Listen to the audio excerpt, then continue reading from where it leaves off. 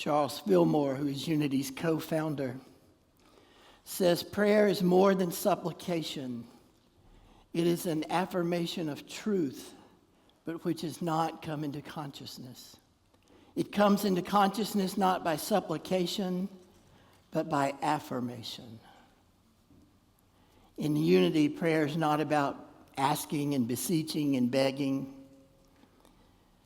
something many of us were taught in our traditional religions. Instead, it's about affirming what we already know to be true. And for many of us, that's a difficult concept. Letting go of those things we were taught as children or we were taught when we were younger, and coming into new thought and new ways to see and to do things. Fillmore also said there has to be a letting go of the old thoughts before the new can find a place in transformation and in consciousness. So we have to learn to let go of those old teachings, those old beliefs that no longer serve our highest and best self. So I'm going to ask you to raise, not seriously, if you're really good at letting go of stuff. I have china at my house from my mother, from my grandmother, from a friend. I can seat 32 of you with no problem, including crystal and silver. I have a hard time letting go of those things that are part of who I am. And sometimes I have a hard time letting go of those things that I've learned because they've just been so ingrained into me. They're a part of who I am. So I try to let go and I try to push them out, and it's difficult. So let's acknowledge that up front. Sometimes it's hard to change. It's especially hard to change the way that we've been taught to pray. We've been taught some things that we need to let go of. We need to let go of the thing where we're begging God to do something for us. We need to learn to affirm and do affirming prayer. So I was thinking this morning on why do we even pray? What is the point? A lot of times we pray in the midst of illness or financial struggles or when we lose someone. We want to pray when we feel lonely or sad or angry or upset or hurt. A need in our life often turns us to prayer. And prayer in unity is connecting with our inner spirit. It's connecting with that Christ presence that lives within each one of us and affirming the good that is already in our lives. The place where we meet God is in our heart space, that inner sanctuary where we can go at any time and at any place. Now I want to say right up front, there's not a right and a wrong way to pray. We're all on a journey, and my prayer life has changed during different parts of that journey. So I want to say to you, however you pray, excellent. Keep it up. But this morning, we're going to talk about affirming prayer and unity prayer and the things that unity teaches. Affirmative prayer is a tool for our transformation in our daily life. And as a part of that, we have as our guide Myrtle Fillmore, who is our co-founder. Myrtle was a sickly person. She'd been told by doctors that she had very little time to live. She had tuberculosis. Her family was all sickly as well. And there was very little hope that she was ever going to be healed. But she went to a lecture, and she heard Dr. E.B. Weeks say during that lecture, "You are a child of God, and you do not inherit sickness." You are a child of God. I'm telling you that now, listen. And you do not inherit sickness. So Myrtle began a process. She started looking within herself. And it was interesting to me as she looked inward for her healing, the things that she found out about herself. Carl Jung said, "Your vision will become clear only when you look into your own heart. He who looks outside dreams. He who looks inside awakens." Look inside of yourself for your healing, just as Myrtle did. So Myrtle, when she awakened to her own power, she began to speak power and healing to her body. She says that she told her body on many occasions that she was sorry for the things she had done to it. She apologized to her body. She apologized for all the things that she had done. Now, as I've said before here, I don't know about you, but there's probably a good long apology time that I'm going to need with my body to apologize for all the different things that I've done. And I need to apologize to my body just as Myrtle did, and then I need to bless my body, blessing every part, every atom, every cell, every organ. And she did this every day, multiple times a day, for 2 years until she was healed of tuberculosis. That became the foundation of unity. That is the foundation of silent unity. Because once Myrtle was healed, then she went out and began to teach others. Now, Myrtle wasn't like Charles. She didn't speak to big crowds, and she didn't write a bunch of books and write things down. Myrtle just lived it every day. And Myrtle went forward teaching one by one, teaching small groups of how to heal themselves. Because when somebody's healed of tuberculosis, you can imagine that word moves around the community very quickly. And this was in the 1800s. They didn't have email and all of that fun stuff that we get to play with. No Facebook, no Instagram. They talked to each other. And they shared what they had heard about this healing. And then Myrtle shared with them how she had healed herself. And in one of the books that was written after Myrtle's death, it's called Healing Letters. She said, prayers aren't sent out at all. Sometimes that is our trouble. Where would we send our prayers? We should direct them to our mind, our heart, and our affairs. We're not sending our prayers to a God up there. It's the God within. That's where our prayers are going. There's not a God up there who's taking names and writing things down on a big tablet, even though that's a picture I've seen. There's not a God, or maybe now typing on a tablet. We're not doing that either. There's not a God up there who's deciding who's good and who's bad and who's healed and who's not. There's the God within you, the Christ presence that lives within you. It is that wholeness that you're affirming, that divine mind, your God, yourself, that you're affirming the truth of who you are. And every day Myrtle did this. Another thing I found fascinating about Myrtle Fillmore was she said that in one of her times of silence, God told her not to follow up on her faults. In other words, don't concentrate and focus on your faults, but on your virtues. What is good in your world? Gratitude. What is it that's moving us forward and moving us into our next state of being? And she started speaking, as I said, to these different small groups and leading them. And that's where unity and silent unity came from. She was the leader of unity at that time. She was the one who was saying, you can heal yourself. As she did this, she affected a lot of people, and that's where our movement came from. In Discover Your Identity, the authors say affirmative prayer is the radical idea that each of us is a divine or spiritual human. It invites us to speak from our divine nature and tell the truth to our human circumstances. The truth is that you are the divine. You are the Christ presence living in you. You are a part of God, and God is a part of you and who you are. Mark 11:24. Therefore I tell you, whatever you ask in prayer and believe that you have received it, it is already yours. A lot of us have had practice lately, believing and knowing that it's already ours.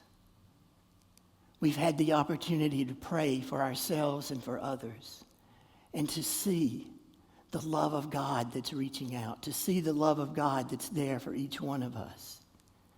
Whatever we ask in prayer and believe is already ours. Believing our prayers are answered, this verse suggests that faith precedes the answer. Prayer is already accomplished even before it is visible to each one of us. We're called to declare our wholeness and work with our inner power. Metaphysically, affirmative prayer is a technique focused on a positive rather than a negative situation. When you're having trouble, I encourage you to use affirmations. If you're having trouble with your health, then affirm and make your mantra, health is my true nature, for it is your true nature. If you're seeking a job, then make your mantra and your affirmation, the right and perfect job is waiting for me. It is. Apacia Hasbrook, Unity Reverend and teacher in the Book of Positive Prayer, Handbook of Positive Prayer, said, because of the law of mind actions, thoughts held in mind produce after their kind, or another way of saying that is, what we think about, we bring about. According to Hypatia, that's how prayer works. Concentrate on the good. Concentrate on the affirmation and concentrate and affirm that you know who you are as a child of God. That you know exactly the Christ presence in you and what that power gives you. Now, I grew up in church, very different from Unity. But I learned to pray at a really early age. And I learned that that was an important part of what we were doing, especially when someone was ill. But it took me a long time in Unity to understand there's a difference between being healed and being cured.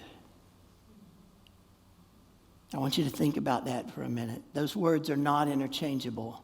I learned that it's possible to be healed without being cured. That healing is the realization of my wholeness in Christ, my true spiritual state, but my earthly body might still be sick. Healing comes when I realize that even through sickness and pain, I am foremost a spiritual being. And as such, I could use my divine gifts of things like dominion and wisdom and power and will to advocate for myself, to discern the right paths for me to take, to choose the right doctors and nurses and providers, and the right treatment for whatever's going on with my body. The cure may come, or it may not. But healing comes from our use of prayer and affirmation. Reverend Linda Martella Whitsitt said, what if healing is not about curing a condition, not about believing something could be missing, broken, or wrong about you that needs to be corrected? What if you knew healing as your courageous realization of the wholeness at the heart of you, the heart of your decision to live well now, regardless of your circumstances?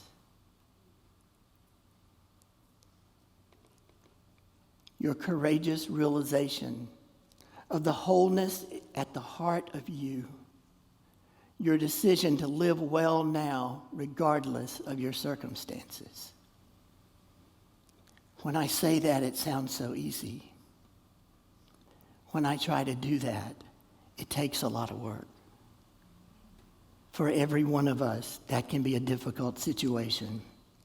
Healing is a part of our spiritual growth. Developing prosperity conscious can be a part of our healing. Developing and affirming that things are good and that things are going forward for us in the best way possible. Job 22:28 says, thou shalt decree a thing, and it is established for you. Thou shalt decree a thing, and it is established for you. I have a friend who uses the Louise Hay affirmation.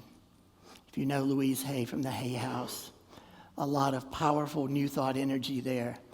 But every day, because he didn't like his job, he would say, I deserve the best, and I accept the best now.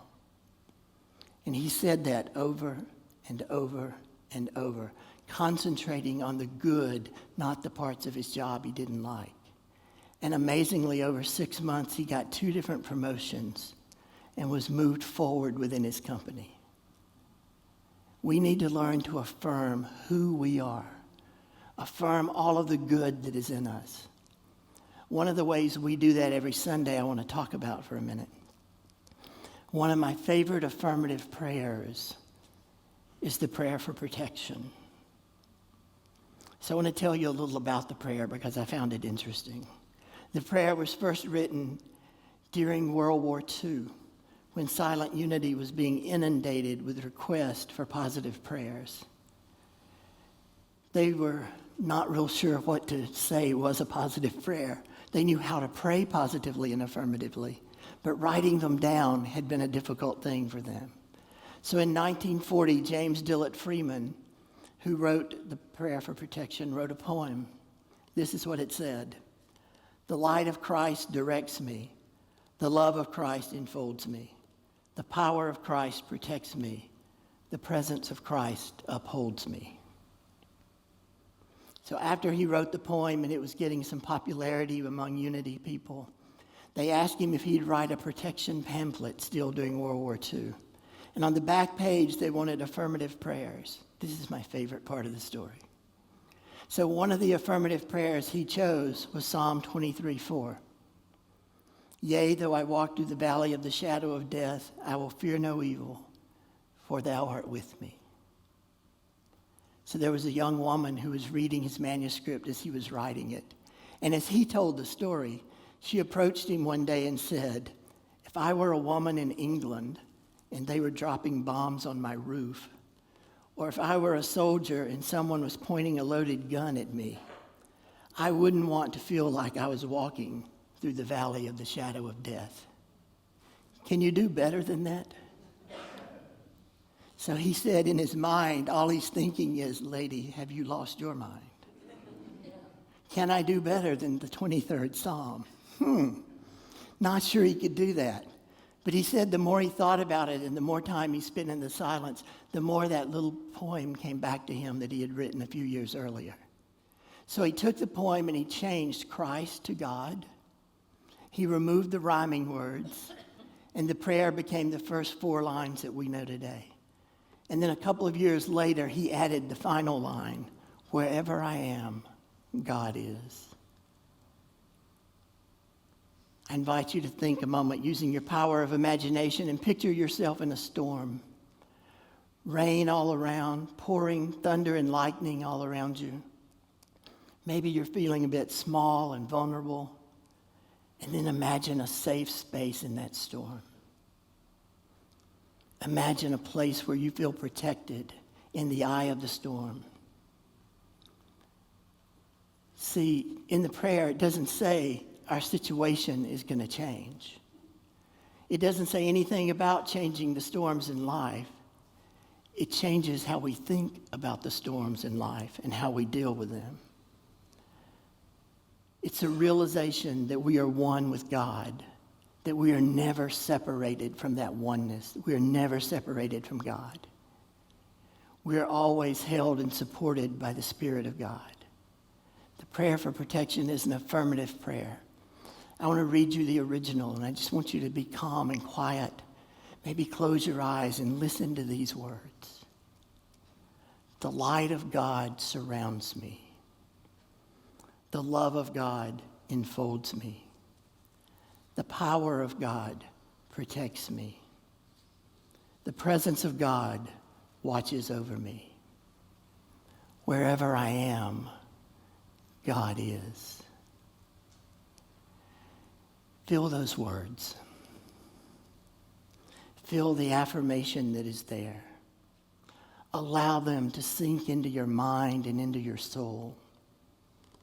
It's a powerful force within each one of us because we are the light, the love, the power, and the presence of God. Now that prayer has been rewritten and changed a lot of times. We've rewritten and changed it here. So I want us to say it the way that we will say it later on in this service. But I'm going to say the first part, the original part of the poem, and then I invite you to say the part that we add, which is, when I say the light of God surrounds me, you would then say, I am the light of God.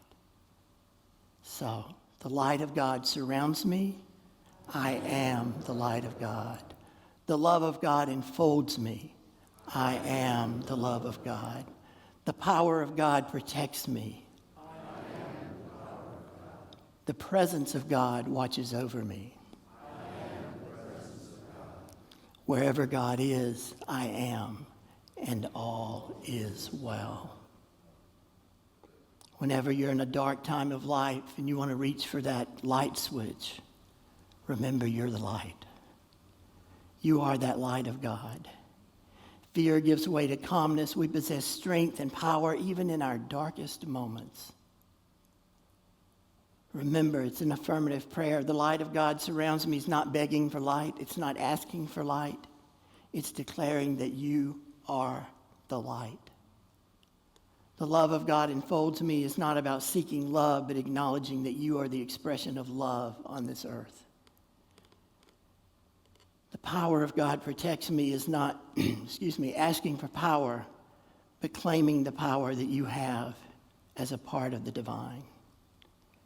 As a child of God, as God's representative on this earth, we are the heart, the hands, and the feet of God. The presence of God watches over me is an affirmative prayer at its highest and best state. Each of us is the presence of God. We need to learn to remember that, to keep that in our mind, to keep that as a part of who we are. We represent God on this plane. God is universal power. Our lives reflect that power. You are the light of God. You are the love of God. You are the power of God. You are the presence of God. And wherever you are, God is, always and in always. Take a deep breath with me.